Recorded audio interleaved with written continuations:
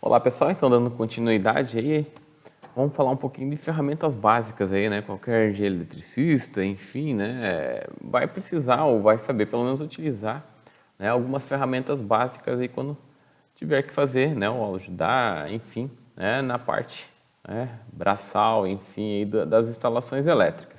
Tá, então, continuando nossa ideia de 5S, lá é importante aí que as ferramentas devem ser guardadas, organizadas, limpas de maneira adequada. Então a gente não perde tempo na procura de equipamentos, né? Se lembrando aí sempre aí de cada coisa no seu lugar, né? Então o exemplo passado, né, do quadro sombra, né, mas só para relembrar. Então basicamente se eu tenho um quadro assim, né, com todas as silhuetas das ferramentas, né, se uma estiver fora do lugar ou se estiver fora do não estiver ali naquele quadro, significa que alguma coisa está errada, né? E não precisa a gente memorizar, né? Uma pessoa que nunca tinha entrado naquele recinto consegue verificar isso aí facilmente, né? Então, isso é uma forma de organização, tá? Então, vamos falar um pouquinho das ferramentas mais comuns que a gente vai trabalhar aí, pelo menos para fazer as atividades práticas, as atividades mais simples aí. Obviamente, tem uma infinidade de ferramentas, umas mais baratas, outras mais caras, né? Umas mais... Enfim, tá? Mas vamos falar um pouquinho das mais corriqueiras, né? Então, alicate aí de bico redondo ou cônico, né? Então, são aqueles alicates aqui, se você olhar a ponta do alicate, ele é arredondado. Então, ele é basicamente para trabalhar aí com fios rígidos, né? E seu formato cônico aqui, né? É possível fazer olhares, né? Então, de diversos diâmetros aí com um bom acabamento, né? E rapidez, né? Então, depois que feito esse olhalzinho aqui no fio, posso colocar um parafuso, né? E fixar fios rígidos, que hoje em dia não é tão comum aí os fios rígidos, mas enfim. Alicate de bico, né, meia cana, enfim, né, então existem alguns curvados, mas esse aqui principalmente parte de elétrica e eletrônica também é um tipo de alicate aí bastante utilizado, né, então para segurar ou guiar peças, né, ou pegar aquele parafusinho, né, que caiu lá quando você estava montando, dá para realizar alguns cortes, né, de fios, né, e dá para fazer desencapar fio, mas não é a ferramenta ideal, tá? Corte, alicate de corte, né, diagonal ou lateral. Então, esse carinha aqui é basicamente para cortar fios, né? Não vai servir para ajudar para apertar arroz, porquinhas, enfim. Esse cara não vai adiantar muito, né? Então, ele é feito aí para cortar condutores de metal brando e pequenas plásticas ou de metal aí, né? Parte de eletrônica, resistores, capacitores, etc.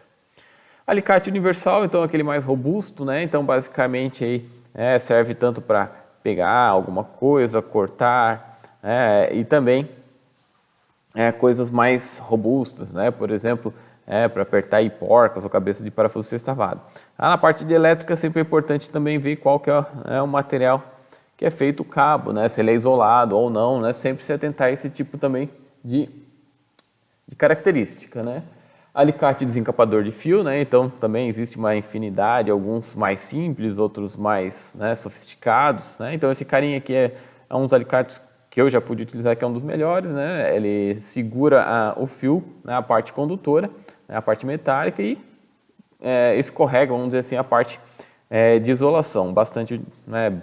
E faz um bom acabamento. Para alguns diâmetros, né? É possível trocar aqui essa parte aqui para pegar diâmetros maiores.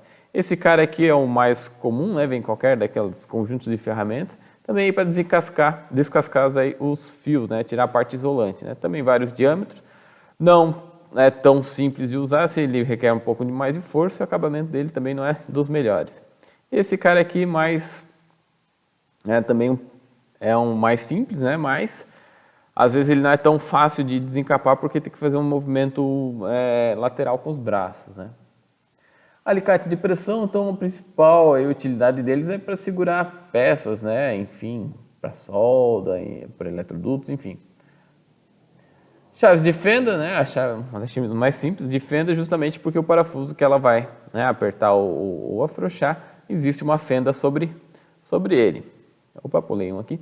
A chave de fenda cruzada ou chave Phillips, né? Então é uma fenda em formato de cruz. Tá? De novo aqui, né, na parte de elétrica, sempre atentem ao tipo de cabo. Quando a gente trabalha com ferramentas, com equipamentos elétricos, energizados, né, às vezes esses tipos de ferramentas que têm cabos compridos, também é interessante que a isolação alcance o máximo possível aqui até a próxima enfim, da ponta da ferramenta, tá? Para evitar aí curto-circuitos em equipamentos energizados. Chave de teste, né? Isso aqui é para verificar se está energizado, né? É uma das formas, né? Essa aqui eu acho que está sendo substituída, enfim, não está tão comum assim, mas enfim, tem uma lâmpada de neon no interior que você coloca aqui no condutor fase, né? Depois adiciona o seu dedinho aqui, né? Se for o condutor fase, né? E você tiver de certa forma em contato com o solo, vai acender essa lâmpadazinha aqui no interior, tá? Outros, né, que agora está ficando mais comum são esses tipos aqui de medição de teste, né? Tem uns que não precisam nem fazer o contato com a parte metálica, né? Só se aproximando ele já indica aí, né, que existe tensão naquele ponto. Soprador térmico, né? Quando você está fazendo emendas, enfim, e utiliza aí fios, enfim, peças termocontráteis, né? Esse carinha aqui vai soprar calor aí suficiente para que esse cara reduza aí e isole o fio que você estiver trabalhando. Também serve para remover solda, aquecer plásticos, enfim, é um secador aí potente, né? Secador de cabelos que pegaria fogo. Não, estou brincando, é um equipamento, né, que também tem que tomar bastante cuidado porque ele, principalmente na ponta aqui, ele fica com um calor bem alto, fica bem quente. Ferro de solda aí para componentes eletrônicos, né? Acho que vocês já viram, já trabalharam, né? Ou com certeza vão trabalhar aí para fazer, né, pequenas soldas aí, principalmente placas e circuitos impressos. Aqui a gente vem mais para a parte de instalações elétricas, né? Quando a gente está vendo eletrodutos de aço, enfim, o de plástico também. Quando você faz, né, a rosca lá na ponta dos canos. Torno de bancada ou morsa, né? Se você quiser precisar, né, apertar alguma coisa, segurar, enfim. Ferramenta para curvar, então algumas ferramentas são mais específicas, não vai ter, isso aqui, por exemplo, não vai estar dentro da sua caixa de ferramenta, mas, né, estamos fazendo, por exemplo, instalações aí instalações elétricas, aquelas aparentes, metálicas, enfim, onde a gente tem os eletrodutos, né, ela serve para fazer as curvas aí desses eletrodutos de ferro. Equipamentos de medição, trena, régua, né, régua laser, enfim. Nível, né, vai fazer alguma instalação de algum tipo de equipamento que precisa estar nivelado com o solo, né, então existem diversos aí, né, horizontal, vertical, 45 graus, temos, né, existem aí níveis eletrônicos, enfim. Para quem não sabe como funciona, isso aqui é bem simples, né, aquela bolinha de ar ali no interior tem que estar entre esses dois limites aqui para dizer que está nivelado lá o equipamento, enfim, com o solo, né. Aqui tá, isso na horizontal, na vertical, né, a bolinha tem que estar aqui, né, e na 45 graus, a bolinha também tem que estar, né, centralizada aqui entre esses risquinhos.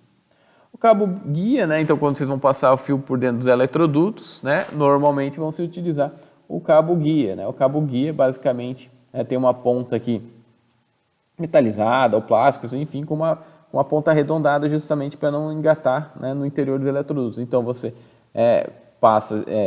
insere primeiramente essa ponta do cabo guia, né, e vai empurrando até que ele saia lá numa outra caixa de passagem, enfim, o que você estiver utilizando.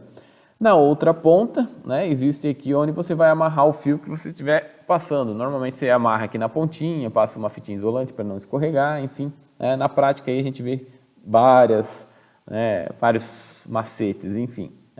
Mas sempre cuidado, já vi alunos, né, amarrando ao contrário, colocando aqui os fios e passando essa ponta, né, enfim. Alguns cuidados aí que só a prática vocês vão perceber.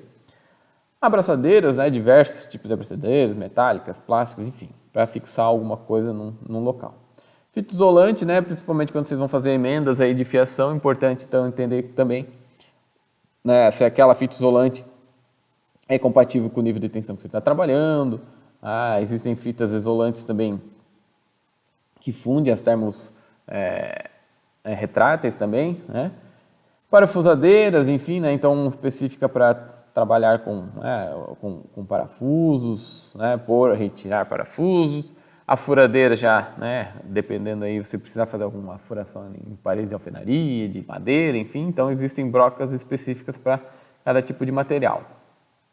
Multímetro digital, né, ou multímetro analógico, daqui a pouco eu venho falar, né, então esse carinha aqui é o mais simples, né, mais corriqueiro, mais baratinho aí que a gente encontra nas lojas aí, que vai te dar pelo menos as medições mais simples e corriqueiras, aí, pelo menos de dar uma qualitativa, né? Às vezes esses caras não são calibrados normalmente, mas só para ter um referencial.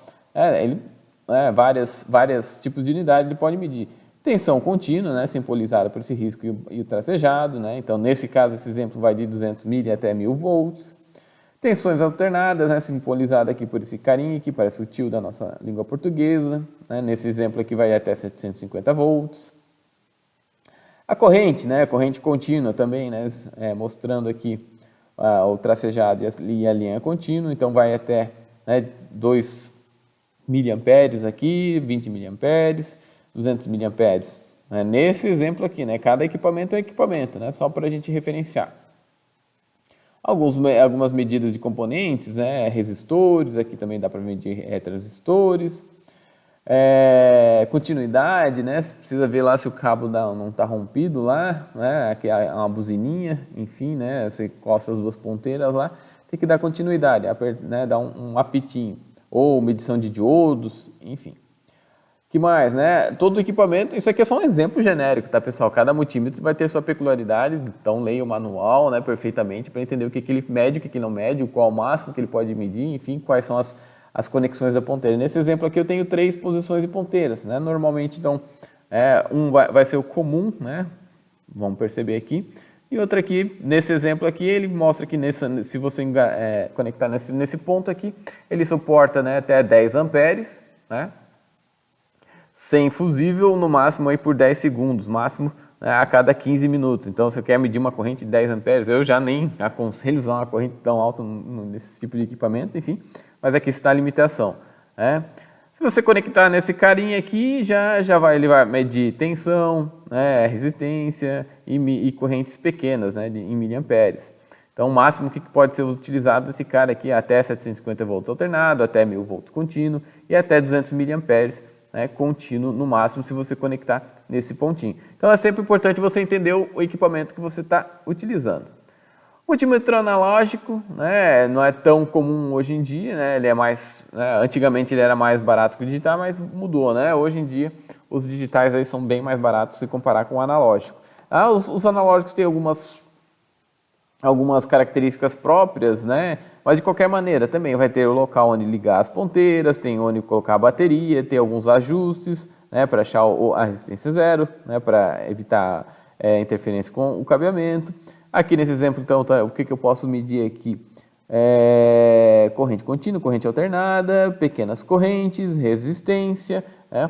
Os analógicos têm alguns problemas, né? Como ele também tem cada um é uma tecnologia, normalmente aqui, não sei se dá para ver na foto, mas enfim, ele vai ter algumas simbologias de como que ele é feito por dentro, se ele é um material ferromagnético, enfim, qual é a tecnologia que ele faz, né, para capturar as unidades e também para girar o ponteiro.